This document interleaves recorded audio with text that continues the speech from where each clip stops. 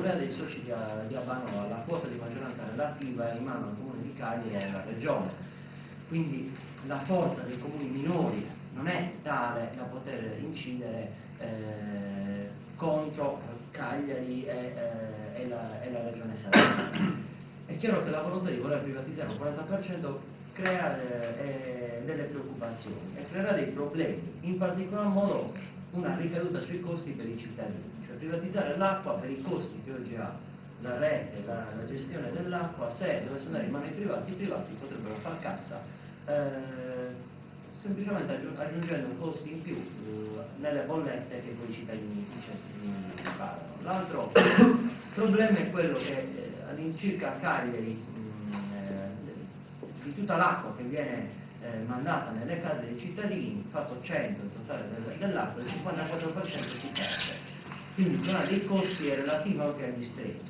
E di quel 46% di acqua che arriva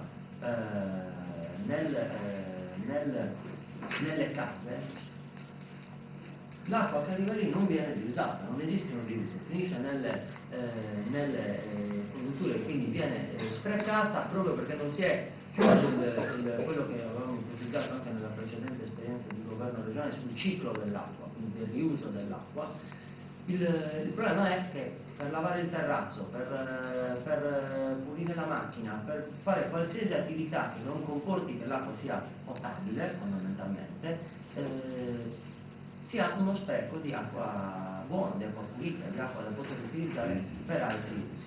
L'altro elemento è quello di attivare, e lì anche i comitati, le associazioni possono dare una mano, unitamente all'educazione all'utilizzo dell'acqua. E questo si può fare solo attraverso la scuola pubblica.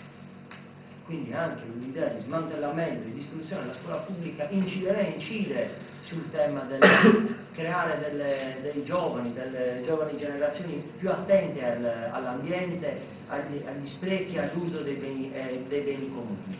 Perché proprio attraverso l'educazione, attraverso una campagna di educazione all'uso dell'acqua nella scuola pubblica, così come sugli altri temi dei rifiuti e quant'altro, si potrà creare una nuova generazione che avrà maggiore attenzione per un bene comune come quello dell'acqua. Sugli sprechi vi faccio solo un esempio che riguarda Cagliari, che non è solo di spreco di acqua, nella bolletta 54%, 60% parrebbe anche di città di acqua che finisce, che viene persa perché le condutture non sono colabrodo, sono delle condutture colabrodo. Pensate che sotto Piazza d'Armi, quella grande cavità che è presente sotto Piazza d'Armi era piena d'acqua, di acqua potabile. Intervenuto il comune, anzi Abbanoa, sulla perdita che c'era lì, anche oggi in inverno, quindi non acqua piovana, il livello di quella pozza immensa d'acqua, un lago sotterraneo, sta via via diminuendo proprio perché era acqua potabile. Cosa comporta questo? Comporta che l'acqua scava, porta via a terra, quindi il problema delle condutture è anche un problema di sicurezza e messa in sicurezza del sottosuolo della città.